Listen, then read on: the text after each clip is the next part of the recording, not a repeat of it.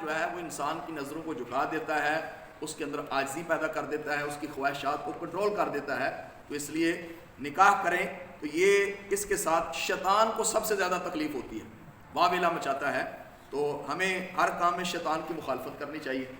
تو اس لیے وقت پہ نکاح کرنا یہ بھی بڑے اہم، بلکہ ترغیب دلائی گئی ہے کہ جب بچی جوان ہو جائے تو پھر اس کے نکاح کے اندر تاخیر نہیں کرنی چاہیے. یہ جو ہمارے رسم و رواج ہیں، جہیز کا سسٹم ہے، یا بھئی 400 500 1000 بندہ بلائیں گے تو پھر ہی ہمارا نکاح ہوگا اور پھر ہی ہماری جناب ناک رہے گی، یہ اسلام کا کوئی کنسیپٹ نہیں ہے، اسلام کا کوئی ایسا نظریہ نہیں ہے. نکاح ایک عام ایزی چیز ہے، اور اس بارے میں احناف اور شوافی کا بڑا اختلاف ہے، لیکن وہ میں زیادہ تفصیل میں نہیں عرض کروں گا، صرف بنیادی طور پر. امام شافعی علیہ رحمہ تو یہاں تک فرماتے ہیں کہ نکاح کرنے سے افضل یہ ہے کہ بندہ نفلی عبادت کرے. امام شافعی علیہ رحمہ کے نزدیک نفلی عبادت کرنا نکاح کرنے سے کیا ہے؟ افضل ہے. اور احناف، ہم حنفی ہیں، جیسے پہلے بھی عرض کیا تھا، امام اعظم ابو حنیفہ رضی اللہ عنہ کی تقلید کرنے والے ہیں. ہمارے نزدیک چونکہ نکاح کرنا سرکار کی سنت مبارکہ ہے، اس کے اندر بہت سے دینی مسئلتیں ہیں. انسان کے نفس پہ کنٹرول ہوتا ہے، اس کی شہوت جو ہے اس پر غلبہ آتا ہے، اور دیگر کئی برائیوں سے بندہ بچ جاتا ہے. اور نبی کریم علیہ السلام کی سنت ہے. تو فرمایا ایک بندہ 1000 نفل بھی پڑھے اور ایک طرف بندہ فرض پڑھتا ہے لیکن وہ سنت ادا کرتا ہے، یعنی نکاح کرتا ہے، تو وہ 1000 نفل پڑھنے سے اس کا مقام زیادہ ہے، کیونکہ اس نے سنت پر عمل کیا ہے. لہٰذا احناف کے نزدیک چونکہ اس میں بہت سی دینی مسئلتیں ہیں، اور نبی کریم علیہ السلام کی حدیث پاک ہے، سرکار فرماتے ہیں کہ ایسی عورت سے نکاح کرو کہ جو بچے زیادہ پیدا کرنے والی ہو، تاکہ کل قیامت کے روز میں دیگر امتوں پر کثرت امت کی وجہ سے فخر کروں گا. سبحان اللہ. کثرت امت کی وجہ سے فخر کروں گا. تو یعنی سرکار تو مطالبہ کر رہے ہیں کہ میں قیامت کے روز اس بات پہ فخر کروں گا کہ میری امت کثیر ہوگی. اور آج کل ہمارے ایک جو نظریہ چل رہا ہے، یہ انگریز کی سوچ ہے کہ بچے 2 ہی کافی ہیں، بچے 2 ہی کافی ہیں. تو یہ کوئی اسلام کا کنسیپٹ نظریہ نہیں ہے. اگر کوئی سوچ ایسی رکھتا ہے، ہاں ویسے اگر وہ کفالت اس کی تربیت کے اعتبار سے، یا ویسے آج کل کے حالات اس طرح کے ہیں کہ خواتین اتنی طاقت نہیں رکھتی، وہ ایک علیحدہ سلسلہ ہے. لیکن ایک ذہن بنانا اور باقاعدہ جیسے منصوبہ بندی کے تحت اس کا سلسلہ کیا جائے، یہ بالکل اسلامی نظریے کے خلاف ہے. یہ اللہ تعالیٰ کی مخلوق ہے، جس کو رب نے، جس کی روح تخلیق ہوئی ہے، اس نے آنا ہی آنا ہے. تو ہم اس میں رکاوٹ نہیں بننی چاہیے. اللہ تعالیٰ کثرت امت پہ سرکار کو یہ قیامت کے روز یہ شرف، اللہ تعالیٰ اپنے محبوب کو یہ فخر کرنے کا یہ ایک طریقہ ہوگا کہ سرکار کثرت امت کی وجہ سے دیگر امتوں پر کیا کریں گے؟ فخر کریں گے. لہٰذا یہ منصوبہ بندی یا نس بندی جو کرواتے ہیں، یہ شرم درست نہیں ہے، چاہے وہ عورت کی نس بندی ہو یا مرد کی نس بندی ہو. یہ دونوں طریقے ہیں. یہ آج کل یہ منصوبہ بندی والے، یہاں تک بھی میں نے سنا ہے کہ وہ مردوں کی بھی کوئی ایسی سلسلہ ہوتا ہے، وہ رگ کاٹ دیتے ہیں، اور وہ جس کو عام پنجابی کے اندر کیا کہتے ہیں، خصی کروانا، یہی اس کی سلسلہ ہو جاتا ہے. اس کا آگے تولید، بچے کی پیدائش کا سلسلہ اس کا ختم ہو جاتا ہے. تو یہ ایسا کروانا چاہے عورت کروائے یا مرد کروائے، یہ دونوں ہی حرام اور جہنم میں لے جانے والے کام ہیں. تو نکاح کے حوالے سے ہم نے سنا کہ نکاح کرنا عام روٹین میں کیا ہے؟ سنت ہے. لیکن اگر ایسی کیفیت ہو جس میں فقہاء کرام نے فرمایا ہے کہ اگر بندہ کسی کو شہوت کا غلبہ ہے، یعنی بہت زیادہ اس کو شہوت آتی ہے، اور پھر وہ نکاح نہ کرے، تو معاذ اللہ اندیشہ ہے، شہوت اس پر غالب ہے اور اس کو خوف ہے کہ کہیں مجھ سے گناہ ہو جائے گا، تو پھر ایسی صورت میں اگر وہ مہر اور نان نفقہ رکھتا ہے تو پھر اس بندے کے لیے نکاح کرنا واجب ہو جائے گا. پھر اس کے لیے نکاح کرنا واجب ہو جائے گا. یعنی عام روٹین میں سنت ہی رہے گا، لیکن جب آپ کو یہ خوف ہے کہ میں کہیں گناہ میں نہ پڑ جاؤں اور آپ کو غالب گمان ہے، تو ایسی صورت میں پھر نکاح کرنا واجب ہو جائے گا، پھر سنت نہیں رہے گا. نکاح کے اندر چند چیزیں، بھئی نکاح کیسے ہوتا ہے؟ عام روٹین میں یہی ہوتا ہے کہ وہ جیسے ہمارے عرف کے اندر کلمے پڑھے جائیں. اب وہ کلمے پڑھاتے ہیں، حقیقت میں کلمے کا نکاح کے ساتھ کوئی تعلق نہیں ہے. اس اعتبار سے کہ کلمے پڑھیں گے نکاح ہوگا ورنہ نہیں ہوگا، یہ بالکل غلط ہے. کلمے اس لیے پڑھائے جاتے ہیں یا تجدید ایمان اس لیے کروایا جاتا ہے تاکہ اگر زندگی کے اندر کوئی کفر یا کلمہ نکل چکا ہے، کوئی ایسا عمل کر دیا جس کی وجہ سے ایمان ضائع ہو چکا ہو، تو احتیاطاً اس میں تجدید ایمان کروایا جاتا ہے. یعنی اس کو تجدید ایمان کرواتے ہیں، یہ ویسے بھی عام روٹین میں بندے کو کرتے رہنا چاہیے. یوں کہہ لیں کہ بھائی اگر مجھ سے کوئی کلمہ کفر نکل چکا ہے یا کوئی ایسا عمل کر دیا جس کی وجہ سے میرا ایمان ضائع ہو چکا ہو، تو میں اس سے کیا کرتا ہوں؟ توبہ کرتا ہوں اور تجدید ایمان کرتا ہوں. بچی کے پاس جائیں تو اس کو بھی کروائیں، بچے کے پاس جائیں تو اس کو بھی کروایا جاتا ہے. میں تو عام طور پر یہی سلسلہ ہوتا ہے، کہیں نہیں بھی کرواتے ویسے کلمہ پڑھا دیتے ہیں، وہ بھی درست ہے. عام طور پہ ہم کسی کے بارے میں یہ نہیں کہیں گے کہ اس نے کلمہ کفر ہی بولا ہی ہے، یہ ویسے ایک احتیاط کے طور پر ایسا کرتے ہیں. تو بہرحال کلمے پڑھانے کا نکاح کے ساتھ کوئی تعلق اس اعتبار سے کہ کلمے پڑھیں گے تو پھر ہی نکاح ہوگا، اگر کسی کو کلمہ پڑھنا نہیں آتا تو پھر تو اس کا نکاح ہوگا ہی نہیں. تو یہ نہیں، ایسی کیفیت نہیں ہے. نکاح یوں سمجھ لو کہ جیسے آپ کوئی چیز خریدنے جاتے ہیں، کوئی چیز خریدنے جاتے ہیں اور آپ نے وہ چیز، مثال کے طور پر یہ موبائل ہے اور یہ موبائل آپ نے خریدنا ہے، اس کو آپ 20,000 روپے میں خریدتے ہیں. یہ اس کو کیا کہتے ہیں؟ مبی. اس کو کیا کہتے ہیں؟ مبی. اس کے اندر 2 رکن ہوتے ہیں جو عقد کیا جاتا ہے، بیع کی جاتی ہے. اس میں 2 رکن ہیں، ایجاب اور قبول. کیا چیز ہوتی ہے؟ ایجاب اور قبول. جو بندہ پہلے ہاں کہتا ہے اس کو کیا کہتے ہیں؟ ایجاب. اجازت دے دی جس نے اس کو کیا کہتے ہیں؟ ایجاب ہو گیا. اور دوسرے کے پاس چاہے وہ لڑکی ہو یا لڑکا ہو، اس کے پاس جا کے جب یہ بات کی جاتی ہے بھئی میں آپ کا نکاح فلاں سے کیا، کیا آپ نے قبول کیا؟ تو اس نے آگے سے قبول کیا تو اس کو کیا کہتے ہیں؟ قبول. تو اس میں نکاح کے اندر ایجاب اور قبول 2 رکن ہیں. ایجاب اور قبول 2 رکن ہیں. تو جب تک ایجاب و قبول نہیں ہوگا اس وقت تک رکن ادا نہیں ہوگا، اور جب رکن ادا نہیں ہوگا تو ایسی صورت کے اندر نکاح منعقد نہیں ہوگا. ایجاب و قبول رکن، اس پر کیوں میں توجہ زیادہ دے رہا ہوں؟ اس وجہ سے کہ ویسے بھی رکن ہے، ان میں سے کوئی مفقود ہو، جیسے نماز کے ارکان ہیں، ارکان ہے نا، تو رکن کوئی ضائع ہو گیا تو آپ کی نماز فاسد ہے. اسی طریقے سے نکاح کے اندر اگر ایجاب و قبول نہ پایا گیا تو یہ نکاح منعقد نہیں ہوتا. ایجاب پایا گیا، قبول نہ پایا گیا، قبول پایا گیا، ایجاب نہ پایا گیا تو یہ اس سے نکاح منعقد نہیں ہوگا. اب اس کے بعد گواہ جو ہوتے ہیں، کیا ہوتے ہیں؟ گواہ. گواہ کا ہونا یہ شرط ہے. گواہوں کا ہونا کیا ہے؟ شرط ہے. جب تک گواہ نہیں ہوں گے اس وقت تک یہ نکاح مکمل نہیں ہوگا. تو ایجاب و قبول رکن ہے اور گواہوں کا ہونا کیا ہے؟ شرط ہے. اب یہاں پہ بعض صورت میں کوئی خرابیاں پائی جاتی ہیں ہمارے معاشرے میں. جیسے کیا ہوتا ہے کہ بچی یا بچہ رضامند نہیں ہے اور وہ نکاح نہیں کرنے چاہتے، اور والدین جو ہے ان کی خواہش ہے کہ ان دونوں کا نکاح ہو، برادری بیس سے ہو یا ویسے دیگر کوئی بھی صورت ہو سکتی ہے. تو بعض کا تو والدین جو ہے، عاقل بالغ بچی ہے یا بچہ ہے، مجبوراً اس کا نکاح خود ہی منعقد کر دیتے ہیں. یعنی بچی نہیں چاہ رہی اور زبردستی اس کا نکاح کر دیتے ہیں، اور اس نے، بچے نے قبول نہیں کیا یا بچی نے قبول نہیں کیا، تو ایسی صورت کے اندر ان کا نکاح منعقد نہیں ہوگا. کیونکہ جب بندہ عاقل و بالغ ہو جاتا ہے تو پھر اس پر شریعت کے احکام مکمل اس پر نافذ ہوتے ہیں. اب وہ کسی کا محتاج نہیں ہے، وہ قبول کرے گا، ایجاب کرے گا تو ہوگا، نہیں کرے گا تو نہیں ہوگا. اس لیے بعض لوگ ایسے دیکھیں اور پھر بعد میں اس کے مسائل بھی بڑے ہوتے ہیں. ویسے تو شرع سے نکاح ہوتا ہی نہیں ہے، اور اگر ہو بھی جائے تو پھر وہ پایا تکمیل کو نہیں پہنچتا. تو اس لیے ایجاب و قبول ان دونوں کا ہونا کیا ہے؟ ضروری ہے.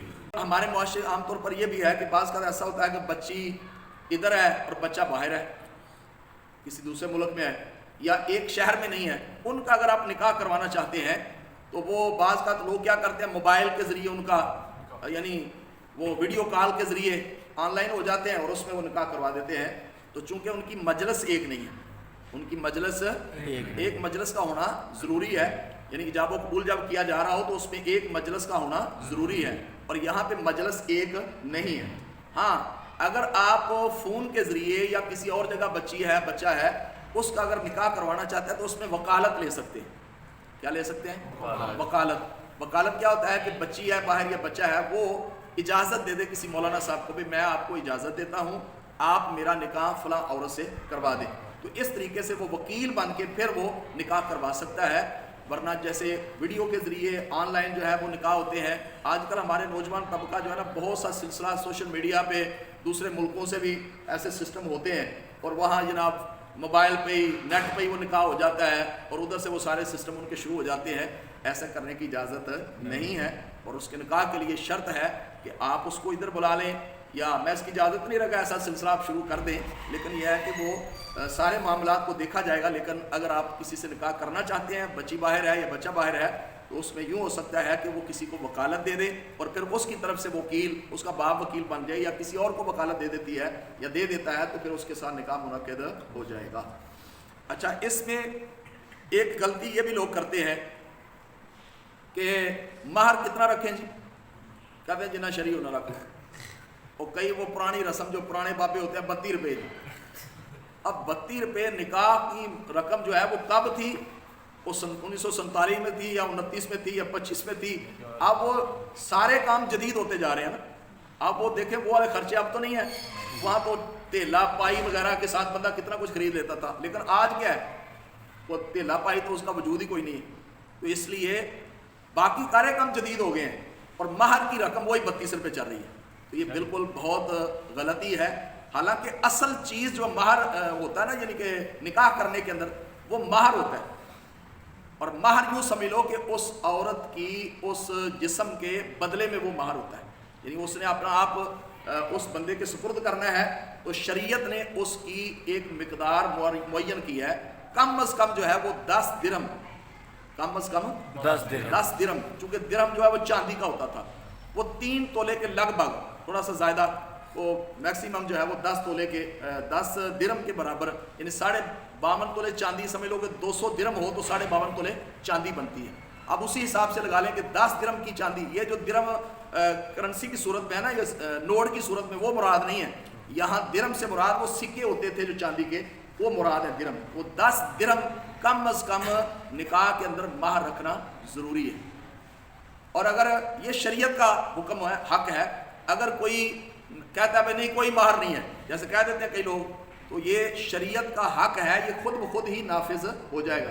اگر آپ نے مہر کی پھر 2 صورتیں ہوتی ہیں مہر کی، ایک ہوتا ہے مہر مثل، ایک ہوتا ہے مہر مسمہ، ایک مہر مسمہ اور ایک مہر مثل۔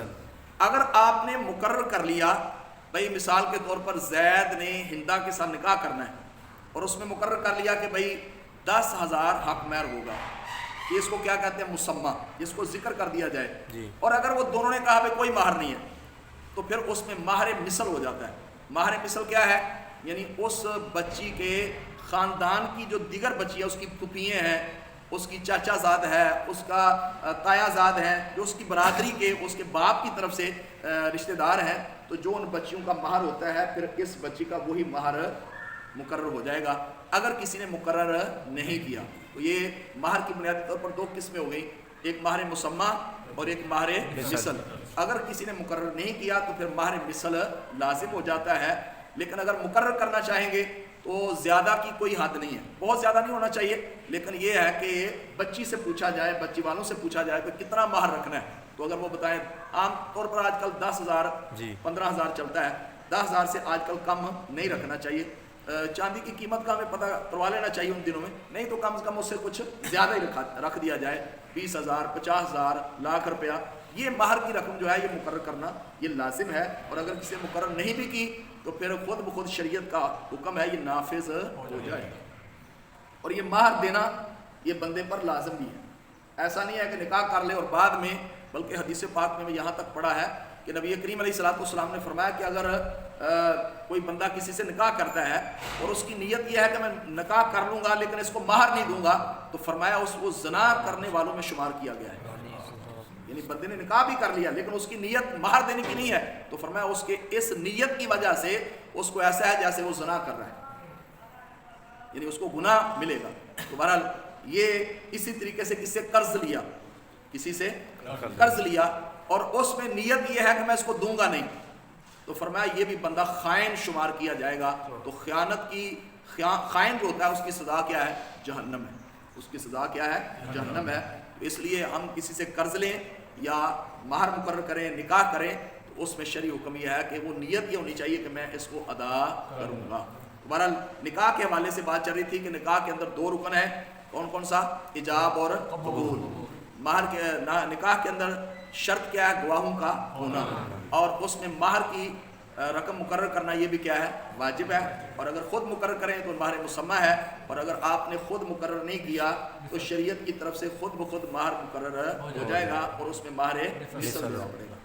اس میں نکاح کے اندر بہت سارے مسائل ہیں، اس کا میں نکاح کروانے کا، ویسے تو یہ عام روٹین میں بندے نہیں کرتے، لیکن علماء کروامی یا قاری صاحب ہی اس کا نکاح کرواتے ہیں، لیکن کئی ایسی صورتیں ہو سکتی ہیں کہ ہو سکتا ہے وہاں کو مولانا نہ ملے، وہ قاری صاحب نہ ملے، تو آپ بھی کروا سکتے ہیں۔ اس کا طریقہ کار کیا ہے کہ پہلے آپ بچی کے پاس جائیں، اس کو تجدید ایمان کروائیں یا کلمہ پڑھا دیں، اور اس سے یہ کہیں کہ بیٹا آپ مجھے اجازت دیتی ہیں کہ میں زید بن عبداللہ سے آپ کا نکاح 10,000 حق مہر کے بدلے میں کر دوں؟ اس نے کہا جی میں اجازت دیتی ہوں، تو یہ اس کی طرف سے کیا ہو گیا؟ ایجاب۔ اب آپ بچے کے پاس آئیں، جو مہر رقم مقرر کرنی ہے وہ بھی ذکر کریں گے کہ آپ کا 10,000 کے بدلے میں مہر نکاح کر دوں۔ پھر یہ بچے کے پاس آئے گا، اور بچے کے پاس آ کر سب سے پہلے خطبہ پڑھا جائے گا، کھڑے ہو کے خطبہ پڑھنا یہ سنت مبارکہ ہے۔ پھر اس کے بعد اس کو قبول کروائے گا اور یہ کہے گا کہ میں نے آپ کا نکاح مثال طور پر خالدہ بنت ابراہیم سے 10,000 حق مہر کے بدلے میں کیا کہ آپ نے قبول کیا، تو وہ لڑکا کیا کہے؟ میں نے قبول کیا۔ اس میں یہ بات یاد رکھیں کہ ماضی کا صیغہ استعمال کرنا ہے، پاسٹ یعنی گزرے ہوئے زمانے کا، کہ میں نے قبول کیا، یا پنجابی میں بھی کوئی کہہ دے گا تو پھر اس سے بھی ادا ہو جائے گا، قبول کیتا یا قبول کیا، تو اس کے ساتھ پھر نکاح منعقد ہو جائے گا۔ اس کے بعد دعا وغیرہ کی جاتی ہے۔ تو یہ آسان طریقہ ہے، کہیں جا پہ اگر کوئی بندہ اور نہیں ہے اور آپ کو ضرورت پیش آ گئی ہے، اور یوں بھی نکاح ہو سکتا ہے آسان کے طور پر، جیسے وہ تجدید یا احتیاطاً نکاح ہوتا ہے کہ میاں بیوی سامنے بیٹھ جائے، دو گواہ بیٹھ جائیں، اور وہ کیا کہے؟ بیوی کہے کہ میں اپنے آپ کو تیرے نکاح میں دیا، لڑکی کہے، اور مرد کیا کہے کہ میں نے قبول کیا، نکاح ہو گیا۔ دو گواہ موجود ہونے چاہیے، مہر کی رقم بھی ذکر کر دے گا، تو اس طریقے سے بھی نکاح ہو جاتا ہے۔ اب اس کی یہ نہیں ہے کہ کوئی سوشل میڈیا پہ یا ریکارڈنگ ہو رہی ہے کچھ سنے تو یہ کہے کہ اپنی مرضی سے وہ سلسلہ ایسا کرے، کیونکہ اس طرح بہت سارے مسائل پیدا ہو جاتے ہیں، بعض چیزوں کا نہیں پتہ ہوتا۔ لیکن میں یہ جنرل بات عرض کر رہا ہوں کہ بعض ایسی صورتیں ہو سکتی ہیں، کسی ایسی کنٹری میں ہے، کسی ایسے علاقے کے اندر ہے، وہاں نکاح کرنے کی ضرورت پیش آ گئی ہے، کوئی بندہ وہاں نکاح کروانے والا نہیں ہے، تو پھر لڑکی لڑکا دونوں آپس میں ایجاب و قبول کروا دیں، دو گواہ بیٹھے ہوں، تو پھر اس سے بھی نکاح منعقد ہو جائے گا۔ یہ تو تھا نکاح کا طریقہ کار، اور نکاح کرنا کس صورت میں سنت ہے، کس صورت میں واجب ہے۔ جو صاحب استطاعت ہیں، نان نفقہ دینا یہ بندے کے لیے کیا ہے؟ لازم۔ دو چیزیں ہوتی ہیں، ایک مہر اور ایک نان نفقہ، ایک مہر اور ایک نان نفقہ۔ یہ جو باقی اخراجات ہوتے ہیں نا، کہ مثال پر کوئی 20 جوڑے تیار کرنا یا کوئی 10 تولے سونا ڈالنا تو پھر ہی جناب نکاح ہوگا، یہ کوئی لازم نہیں ہے۔ شوہر کے لیے لازم ہے اس کو مہر کی رقم دینا، اور دوسرا کیا ہے؟ نان و نفقہ۔ نان و نفقہ سے مراد کیا ہے؟ اس کے پہننے کے لیے کپڑے، کھانے کے لیے خوراک، اور اس کے بعد رہنے کے لیے مکان، یہ مرد کے لیے لازم ہے۔ اور عورت کے لیے بھی یہ لازم نہیں ہے کہ وہ سارے گھر کی جناب وہ خادمہ وہی بن جائے۔ یعنی عام روٹین میں ہوتا ہے کہ ہمارے دیہاتوں کے اندر یا عورت نکاح کر کے وہ ساری عمر بیچاری وہ اوپر ہی تھاپتی رہتی ہے، اور نہ کرے تو بندے سختی کرتے ہیں، گھر کا کام نہ کرے۔ حالانکہ عورت کے لیے کام کرنا لازم نہیں، کوئی انکار کرتی ہے گناہ گار نہیں کہلائے گی۔ عورت کا مقصد کیا ہے؟ نکاح کر کے بچوں کو جنم دینا، یہ عورت کا کام ہے صرف بنیادی۔ اگر وہ دیگر کاموں سے انکار کرتی ہے تو یہ آپ اس پر لازم نہیں کر سکتے۔ کھانا تک بھی نہیں پکاتی، ویسے عام روٹین میں اخلاقاً ظاہر پکائے گی، لیکن میں ایک جنرل عرض کر رہا ہوں کہ آپ اس کو مار نہیں سکتے، اس کو مار نہیں سکتے۔ عام روٹین میں جب بات بیان کی جاتی ہے نا تو بندے گرم ہو جاتے ہیں، وہ کہتے ہیں پھر کیا، ہم کیا کریں؟ بھائی آپ کا کام ہے گھر کا نظام چلانا، پیسے دینا، خوراک مہیا کرنا، خادمہ رکھنا۔ لیکن آج کل چونکہ ہمارے عرف کے اندر یہی ہوتا ہے کہ عورتیں ہی گھر کا کام وغیرہ کرتی ہیں، لہٰذا بنیادی طور پر اگر وہ کسی چیز سے، کام کرنے سے، ڈیرے پہ جانے سے، اور معاملات سے، وہ نوکری کرنے سے، پیسے کمانے سے وہ کہتی ہے میں نہیں کروں گی، تو آپ اس کو مجبور نہیں کر سکتے۔ اگر کرتی ہے تو ماشاءاللہ سبحان اللہ، اچھا آپ کے ساتھ تعاون کرنے والی ہے۔ تو یہ نکاح کے حوالے سے چند باتیں آپ کی خدمت میں عرض کی ہیں۔ اب مسائل تو بہت سارے ہیں نا اس کے، تو یہ نکاح، یہ چونکہ چند جو بنیادی چیزیں تھیں وہ آپ کے سامنے عرض کی ہیں۔ پھر اس کے بعد نکاح کرنے کے بعد طلاق کا معاملہ آتا ہے۔ آج کل ہمارے عرف عام کے اندر جو ہے وہ طلاق کی ریشو بہت زیادہ ہو گئی ہے، طلاق کی ریشو بہت زیادہ۔ آپ کچہری میں جا کے دیکھیں، عدالتوں میں جا کے چیک کریں کہ وکیل کہتے ہیں کہ شاید 60% کیس جو ہے وہ طلاق کے یعنی آتے ہیں۔ اس کی وجہ کیا ہوتی ہے کہ نہ مرد کو عورت کے حقوق کا پتہ ہے اور نہ عورت کو مرد کے حقوق کا پتہ ہے، دونوں ایک دوسرے کو اپنے غلام بنانے کے چکر میں ہوتا ہے۔ عورت کا کیا ذہن ہوتا ہے کہ بندہ میں جو کہوں میرا غلام بن جائے، اور بندے کا یہ ہے کہ بھائی یہ میری خادم ہے اور پاؤں کی جوتی جیسی اس کو حیثیت دیتا ہے، تو یہ درست نہیں ہے۔ عورت کے حقوق علیحدہ ہیں، مرد کے حقوق علیحدہ ہیں۔ وہ انشاءاللہ کل ہم ذکر کریں گے کہ مرد کے کیا حقوق ہیں اور عورت کے کیا حقوق ہیں۔ بہرحال یہ بنیادی چیزیں کئی ایسی ہوتی ہیں جو طلاق کا سبب بن جاتی ہیں، یا یوں بھی ہوتا ہے کہ بندے کے وہ پسند کی شادی نہ ہو، یہ بھی ایک چیز ہوتی ہے۔ بعض کا یہ ہوتا ہے کہ والدین کی خدمت نہیں کرتی، والدین کی خدمت نہیں کرتی، اس وجہ سے طلاق کی نوبت آ جاتی ہے۔ یا بعض کا یہ ہوتا ہے کہ والدین کہتے ہیں دے اس کو طلاق، اس پہ بندہ یہ صورت ہو جاتی ہے۔ یا بعض کا ایسا ہوتا ہے کہ بھائی کوئی رشتہ دار آیا تھا، اس کو اس نے وہ پروٹوکول نہیں دیا، تو اس وجہ سے وہ ناراض ہو کے گرما سردی ہو جاتی ہے اور پھر وہ طلاق دے دیتے ہیں، اور پھر کہتے ہیں نہیں جی غصے کے اندر آ کے یہ کیا تھا۔ بھائی غصے کے اندر آ کے اس کو پیار سے کوئی تحفہ کیوں نہیں دیا؟ غصے کے اندر آ کے آپ کو طلاق یاد رہی ہے اور کوئی چیز یاد نہیں رہی، طلاق عام روٹین میں غصے میں ہی دی جاتی ہے، لہٰذا یہ کوئی عذر نہیں ہے۔ بہرحال اللہ تعالیٰ کی بارگاہ میں حلال کاموں میں سے سب سے ناپسندیدہ کام کیا ہے؟ طلاق۔ سب سے ناپسندیدہ کام کیا ہے؟ طلاق۔ بعض صورتوں میں طلاق دینا ہو بھی جاتا ہے کہ اس کو طلاق دینی پڑتی ہے۔ مثال کے طور پر عورت جو ہے بعض کو فاجرہ ہے، وہ اپنے شوہر کا کہنا نہیں مانتی، وہ باغی ہے، وہ اس کا کہنا نہیں مانتی، یعنی غلط اس کا کریکٹر ہے، تو بدنامی سے یا اس کو گناہوں سے روکنے کے لیے کہ آپ بھی گناہ گار ہوں گے، میرا کہنا نہیں مانتی، ایسی کیفیت کے اندر بعض کا طلاق دینے کی حاجت بھی پیش آ جاتی ہے، یا عورت کی طرف سے اتنا مطالبہ ہو جاتا ہے کہ بندہ مجبور ہو جاتا ہے نہ، تو پھر ایسی صورتوں میں بعض ایسی صورتوں کے اندر طلاق دینے کی اجازت بھی شریعت نے دی ہے۔ یا بعض کا ایسا بھی ہوتا ہے کہ جس سے نکاح ہوا ہے وہ شوہر یا وہ لڑکا جو ہے اس کے حقوق زوجیت کو ادا نہیں کر سکتا، نامرد ہے، یا کئی ایسی صورتیں ہو سکتی ہیں، تو پھر ایسی صورت کے اندر بھی طلاق دینے کی حاجت پیش آ سکتی ہے۔ اور آج کل کے دور میں آپ دیکھ لیں، ہمارے پاس تو بہت سارے مسائل آتے ہیں، ہمیں ہوتا ہے اپنے نکاح کرنا، اب یہ نہیں دیکھتے کہ میڈیکلی طور پر وہ بچہ فٹ ہے یا اس کا وہ سسٹم ہے یا ایسا معاملہ ہے یا نہیں ہے۔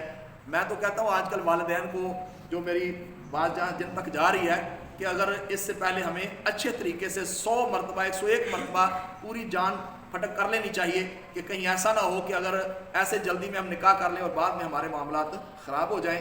والدین کو بھی سوچنا چاہیے، نکاح کرنے سے پہلے ساری چیزوں کو خیال کرنا چاہیے، میڈیکلی طور پر بھی ٹیسٹ کروا لیا جائے، یا کئی ایسی صورتیں ہوتی ہیں پتہ چل جاتا ہے۔ تو بہرحال کئی ایسی صورتوں کے اندر طلاق دینے کی نوبت آ بھی جاتی ہے۔ پھر اس میں طلاق دینے کا سنت طریقہ، احسن طریقہ ہے، بہترین اس کا طریقہ یہ ہے کہ جب طلاق دینی بھی پڑ جائے تو پھر صرف ایک طلاق دی جائے۔ کتنی طلاقیں؟ اور وہ بھی طہر کے اندر، پاکی کی حالت میں عورت کو طلاق دی جائے۔ ایک وقت میں 3 طلاقیں دینا، ایک وقت میں 3 طلاقیں دینا، 3 الفاظ سے دینا، یا 3 الفاظ سے دینا، یا ایک الفاظ سے 3 دے دینا، یا ناپاکی کے اندر طلاق دینا، یہ ساری بدعت ہے۔ لیکن طلاق اس سے بھی واقعہ ہو جائے گی، طلاق اگر کسی حالت میں بھی دی جائے گی طلاق واقعہ ہو جاتی ہے، لیکن مینسس کی حالت کے اندر، ناپاکی کی حالت میں عورت کو طلاق دینا یہ کیا ہے؟ بدعت ہے، گمراہی ہے، ایسا کام گناہ والا کام ہے، ایسا نہیں کرنا چاہیے۔ لیکن اگر کسی نے طلاق دے دی، 3 دے دی، طلاق کے واقعہ ہو جائیں گی۔ ہمارے عرف کے اندر کئی ایسے جاہل قسم کے لوگ ہیں، وہ کیا کہتے ہیں جی 3 طلاقیں دے دی ہیں تو ایک ہی ہوگی، ایک وقت میں 3 طلاقیں دے دی تو ایک ہی ہوگی، یا 3 لفظوں سے دیں، مجلس ایک میں دیں، بڑے سارے لوگوں کے ذہن ہیں۔ لیکن احناف کے نزدیک جو اسلام کا نظریہ ہے، جو قرآن و حدیث کا حکم ہے، وہ یہی ہے کہ طلاق دینے سے طلاق واقعہ ہو جاتی ہے، چاہے ایک وقت میں 3 دے یا مختلف وقتوں میں 3 دے، تو طلاق ایک ہی دی جائے گی۔ پھر طلاق کی 3 قسمیں ہیں بنیادی طور پر۔ ایک ہوتا ہے طلاق رجعی، طلاق کی کتنی قسمیں ہیں؟ 3۔ ایک طلاق رجعی، ایک طلاق بائنہ، اور تیسری ہے طلاق مغلظہ۔ طلاق رجعی کس کو کہتے ہیں؟ جس میں صریح لفظ بولا جائے، صریح لفظ کا مطلب واضح، جس میں لفظ طلاق آئے، سمجھ لو کیا ہے لفظ طلاق؟ بھئی کسی زید نے اپنی بیوی کو کہا کہ میں تجھے 1 طلاق دیتا ہوں، یہ اس کو کیا کہیں گے؟ طلاق رجعی، طلاق رجعی۔ دوسری طلاق یہ ہے کہ کوئی کنایا الفاظ، ایسے الفاظ جو عام طور پر استعمال طلاق کے لیے نہیں ہوتے۔ مثال کے طور پر میاں بیوی آپس میں جھگڑ رہے تھے، اس نے یوں کہا کہ دفع ہو جا، اس نے کیا کہا؟ دفع ہو جا، اور بعد میں اس سے پوچھا گیا بھئی دفع ہونے کے اندر آپ کی نیت کیا تھی؟ اس نے کہا کہ میں اسے طلاق دینا چاہتا ہوں، پھر بھی طلاق واقعہ ہو جائے گی۔ طلاق بائنہ کی دوسری صورت یہ ہے، ایک تو یہ ہے کہ نیت دیکھی جائے گی، یا مذاکرہ طلاق چل رہا تھا۔ مثال کے طور پر میاں بیوی آپس میں لڑ رہے تھے، وہ کہہ رہی تھی طلاق دے دے، وہ پہلے کہہ رہا تھا نہیں میں طلاق نہیں دوں گا، پھر اس نے کہا جا۔ یہ کیا تھا؟ مذاکرہ طلاق کا ذکر ہو رہا تھا، اور اس دوران اس نے کہا کہ جا نکل جا، وہ طلاق کہہ رہی تھی مجھے دے دے، اس نے کہا جا نکل جا۔ یہ بھی کیا ہے؟ طلاق بائنہ ہے۔ تو طلاق بائنہ کی دو صورتیں ہیں، یا تو نیت سے واقعہ ہوگی یا مذاکرہ طلاق سے، تو یہ طلاق بائنہ ہوتی ہے۔ طلاق بائنہ کے اندر پہلے تیسری ذکر کرتا ہوں، پھر ان کے ساروں کے حکم بیان کرتا ہوں۔ پھر تیسری کیا؟ طلاق مغلظہ۔ طلاق مغلظہ یہ ہے کہ 3 طلاقیں ایک ہی وقت میں یا مختلف وقتوں میں دے دینا۔ طلاق رجی ہو یا طلاق بائنہ ہو، تینوں ہی طلاقیں اگر دے دی جائیں رجی کی صورت میں یا بائنہ کی صورت میں، وہ کیا ہو جاتی ہے؟ طلاق مغلظہ، طلاق ثلاثہ اس کو کہتے ہیں۔ اس کے بعد وہ میاں بیوی کا آپس میں معاملہ کوئی باقی نہیں رہتا، ان کا رجوع کسی صورت میں نہیں ہو سکتا۔ اب پہلی طلاق جو طلاق رجی تھی، طلاق کی کتنی قسمیں پڑی تھیں؟ 3 بیان کی ہیں۔ پہلی کیا؟ طلاق رجی، دوسری طلاق بائنہ، تیسری طلاق مغلظہ۔ طلاق رجی یہ ہے کہ جس میں صریح لفظ، واضح لفظ کہا جائے کہ میں تجھے طلاق دیتا ہوں، تو یہ طلاق رجی ہے۔ اب اس کا حکم کیا ہے؟ عدت کے اندر عدت کتنی ہوتی ہے؟ بثلاثۃ قروء، 3 حیض، 3 دفعہ عورت کو مینسز آئیں تو پھر اس کی عدت کیا ہوتی ہے؟ پوری ہو جاتی ہے۔ 3 حیض جو ہے وہ اس کی بثلاثۃ قروء، یہ قرآن کی نص سے ہے کہ 3 حیض احناف کے نزدیک اس کی عدت ہے۔ اگر 3 حیض جب عورت عدت بیٹھی ہو طلاق کی، اس عدت کے دوران اگر مرد اپنی بیوی سے رجوع کرنا چاہے تو طلاق رجی کے اندر بغیر نکاح کیے اس سے یوں کہہ دے میں تو سے رجوع کرتا ہوں، یا 2 بندوں کو کہہ دے میں اپنی بیوی سے دوبارہ رجوع کرتا ہوں، یا کوئی ایسا عمل کر دے جس سے رجوع ثابت ہو جائے، تو اس میں نکاح کرنے کی بھی حاجت نہیں۔ من وجن عورت اپنے ابھی نکاح میں ہوتی ہے، اس سے ہم بستری کر لے، اس کا منہ چوم لے، یا اس کو ویسے کہہ دے کہ میں تجھ سے رجوع کرتا ہوں، 2 بندوں کے سامنے کہہ دے، کسی طریقے سے بھی اس سے دوبارہ رجوع ہو سکتا ہے، نکاح کرنے کی حاجت نہیں۔ بہتر یہ ہے کہ کر لیا جائے۔ دوسری صورت جو طلاق بائنہ کی ہے، طلاق بائنہ کے اندر جو کنایا الفاظ ہوتے ہیں، یعنی صریح لفظ نہیں ہوتے، جیسے کہا جا دفع ہو جا، اور نیت کیا تھی؟ طلاق کی، آپس میں لڑ رہے تھے اور وہ کہتی ہے مجھے طلاق دے دو، اس نے کہا جا نکل جا، اور یہ بھی طلاق واقعہ ہو جائے گی۔ اس میں طلاق اگر ایک دی تو عورت فی الفور نکاح سے نکل جائے گی۔ اگر دوبارہ اس کو 1 طلاق دی ہے یا 2 طلاقیں دی ہیں، اس کو دوبارہ نکاح میں لانا چاہتا ہے تو پھر اس میں جس طرح پہلے اس نے نکاح کیا تھا اب بھی اس کو دوبارہ نکاح کرنا لازم ہے۔ طلاق بائنہ کا کیا حکم ہے کہ 1 طلاق دی یا 2 طلاقیں دی، اگر دوبارہ اس عورت سے رجوع کرنا چاہتا ہے، آپس میں پھر معاملات سیٹ کرنا چاہتے ہیں، تو ان کے لیے کیا ہے کہ وہ دوبارہ نکاح کریں گے، اس کا مہر بھی مقرر کیا جائے گا۔ طلاق مغلظہ جو 3 طلاق ثلاثہ ہوتی ہے، اس میں کسی بھی امام کے نزدیک 3 طلاقیں دینے کے بعد رجوع کرنا درست نہیں۔ ہمارے معاشرے کے اندر کوئی بھی بندہ طلاق دیتا ہے، حالانکہ طلاق دینے کا کیا ہے، یہ مسائل ہمیں سمجھنے چاہیے۔ اگر کوئی نوبت آ بھی جاتی ہے، کوئی سنگین مسئلہ ہو بھی بن جاتا ہے تو ایک ہی دے۔ میں یہ اجازت نہیں دے رہا کہ آپ دیں، لیکن اگر کوئی ایسی کیفیت بن جائے، کوئی غصے میں بھی آ جائے یا کوئی بھی معاملہ ہو سکتا ہے، تو پھر ایک ہی طلاق دے۔ 1 طلاق دینے کا کیا ہوگا؟ اس کا فائدہ یہ ہوگا کہ 1 طلاق دی ہوگی، آپ کا مقصد تو پورا ہو گیا نا، طلاق دے دی ہے۔ اگر آپ عدت کے درمیان اسے رجوع نہیں کرتے تو وہ خود بخود 3 عدت گزارنے کے بعد بائنہ ہو جائے گی، وہ عورت آپ سے مکمل طور پر علیحدہ ہو جائے گی۔ لیکن اس سے دوبارہ زندگی میں اگر رجوع کرنا چاہیں گے تو بغیر حلالے کے اسے رجوع ہو سکتا ہے۔ 1 طلاق دی ہو یا 2 طلاقیں دی ہوں، تو ان دونوں صورتوں کے اندر عورت سے نکاح دوبارہ کرنا چاہے تو نکاح ہو سکتا ہے، وہ چاہے طلاق رجی ہو یا طلاق بائنہ ہو۔ جب طلاق ثلاثہ دے دی، 3 طلاقیں دے دی، ایسی صورت کے اندر دوبارہ ان کا آپس میں رجوع نہیں ہو سکتا۔ آج کل ہمارے معاشرے میں پنچایت اٹھ پڑتی ہے، برادریاں اٹھ بیٹھ جاتی ہیں، گھر کے سربراہ بیٹھ جاتے ہیں، 2 خاندانوں کے لوگ بیٹھ جاتے ہیں، نہیں جی چلو بچے ہیں چھوٹے چھوٹے اور یار یہ گھر اجڑ جائے گا، یہ ہو جائے گا۔ بھائی گھر اجڑنا یہ پہلے سوچنا تھا نا، ان کو سمجھانا تھا۔ جب وہ ایک کام کر چکے ہیں تو آپ کا ان کا رجوع کروانا ایسا ہی ہے جیسے ان کو زنا کے لیے مائل کرنا ہے، اور جتنے لوگ اس میں شامل ہوں گے سب برابر کے گناہ گار ہوں گے۔ یہ برادریوں کے اندر کئی بستیوں میں ایسے دیکھا ہے، خاندانوں میں ایسے دیکھا ہے، 3 طلاقیں دے کے برادری بیٹھ کے ان کے اندر سمجھوتا کروا دیا ہے اور کہتے ہیں 60 مسکینوں کو کھانا کھلا دو۔ حالانکہ طلاق کا کھانے کے ساتھ، کفارے کے ساتھ کوئی تعلق نہیں ہے۔ طلاق ایک معاملہ ایسا ہے کہ جیسے آپ نے کوئی چیز خریدی ہے اور اس بیع کو ختم کرنا چاہتے ہیں، ایسے ہی نکاح ہے، اس میں کھانا کھلانے کے ساتھ کوئی تعلق نہیں۔ اگر 1000 بندے کو بھی کھانا کھلائیں گے، آپ کی بیوی اگر 3 طلاقیں دے دی ہیں تو حلال نہیں ہوگی۔ ہمارے معاشرے کے اندر آج بدکاری کی یہ بھی وجہ ہے کہ لوگ ایسے لوگوں سے کہ جو اس چیز کے قائل ہیں کہ 3 طلاقیں بھی ایک ہی ہوتی ہیں، میں نہیں سمجھتا اس کو 3 جوتے کسی کو مارے اور کہنے جی ایک ہی ہوا ہے۔ غیر مقلدین جو ہے، غیر مقلدین وہ 3 طلاقیں جو ہیں وہ ایک ہی سمجھتے ہیں۔ دنیا کا ہر کام ہے بھئی، کوئی کام کے 3000 روپیہ دے دو، اس کو 3 جوتے مار دو، 3 مار کے کہیں نہیں بھئی ایک ہی ہوا ہے، وہ مان لے گا؟ عقلی طور پر، لاجکلی طور پر بھی کوئی بندہ اس کو تسلیم کرنے کے لیے تیار نہیں ہے۔ پھر دوسرا دیکھیں، کل بھی ایک مسئلہ آیا تھا ادھر ہی کوٹلی میں کہ اس نے 3 طلاقیں بلکہ اس سے زیادہ دے دی۔ اب کیا ہے کہ نکاح جب ہوا تھا وہ آپ کے لفظ کہنے سے نکاح ہوا تھا نا، ایک دفعہ آپ نے نکاح کیا تو نکاح ہو گیا، لفظ بولے، تو طلاق دینے کے اندر طلاق کیوں نہیں واقع ہوگی؟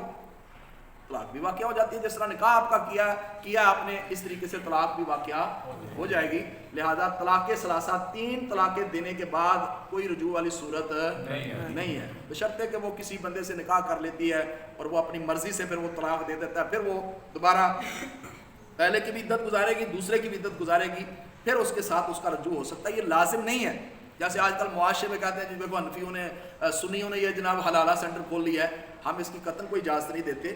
وہ اس کا لازم نہیں ہے کہ پہلے شوہر سے آ کے نکاح کرے، کسی اور بندے سے نکاح کر لے، اگر وہ طلاق دے دیتا ہے تو پھر اس میں رجوع ان کا دوبارہ نکاح ہو سکتا ہے۔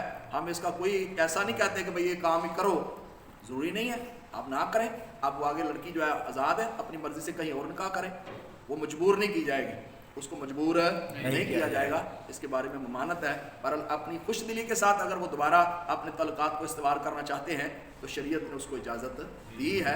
حتیٰ تنکح زوجا غیرہ، قرآن کی نص ہے کہ جب 3 طلاقیں دے دیں تو اس وقت تک پہلے کے لیے حلال نہیں ہوگی جب تک وہ کسی اور شخص سے نکاح نہ کر لے، اور اس کے اندر ہم بستری کرنا بھی ضروری ہوتا ہے، لازم ہوتا ہے، تاکہ اس پہلے شوہر کو غیرت آئے کہ بھئی ایسا کام کرنے سے یہ بھی کرنا پڑتا ہے، تاکہ آئندہ وہ احتیاط کرے۔ اسلام کے قوانین کے اندر بڑی حکمتیں ہیں، ہمیں عقل میں نہیں آتی، ہم اپنے مقصد کو دیکھ رہے ہوتے ہیں۔ اس لیے اگر کسی نے 3 طلاقیں کو ایسا کو ہمارے ساتھ اللہ نہ کرے کو معاملہ ہوا ہو، یا کسی کو دیکھیں تو اس کو سمجھائیں، کسی عالم دین سے، مفتی صاحب سے رابطہ کروائیں تاکہ وہ گناہ سے بچ جائے۔ ورنہ اگر وہ 3 طلاقیں دینے کے بعد پھر ان کا رجوع ہو گیا، پنچایت میں بیٹھ کے فیصلہ کر دیا، تو ساری عمر بدکاری کریں گے اور حرام کی اولاد ہوگی، اور اس پہ دیکھیں کتنی نحوستیں ہوں گی۔ اور ایک بات یہ بھی یاد رکھیں، ہر مسئلہ ہر چلتے پھرتے مولانا صاحب سے نہیں پوچھنا۔ یا اب امام مسجد ہے ہمارے، وہ امام مسجد کا حافظ قرآن ہے، قاری قرآن ہے، یا چند اس نے کتابیں پڑھی ہیں، ہر بندہ فتویٰ دینے کا اہل نہیں ہے کہ یار رستے کے اندر آپ کو کوئی معاذ اللہ ایسا ہو گیا کہ ہارٹ پرابلم ہو گئی ہے، تو ریڑھی چلانے والے سے کہیں یار بتائیں اس کی دوائی کیا ہے، کوئی لیتا ہے ریڑھی والے سے، یا ٹھیلا لگانے والے سے، یا مرغیاں ذبح کرنے والے سے، یا ہمارے قصاب بھائی ہیں بھئی آپ دل کو کافی اس کی مہارت رکھتے ہیں تو مجھے کوئی دوائی لکھ دیں، آپ سرجن کے پاس جائیں گے، ڈاکٹر کے پاس جائیں گے، دنیا کے ہر معاملے میں اس کے اسپیشلسٹ کے پاس جاتے ہیں۔ تو جب کوئی شرعی معاملہ پیش آ جائے، طلاق والا معاملہ ہو، تو پھر آپ کا حق بنتا ہے فاسألوا اہل الذکر ان کنتم لا تعلمون۔ اہل ذکر سے مراد علماء، مفتیان کرام ہیں، ان سے جا کر رجوع کرو اگر تم علم نہیں رکھتے۔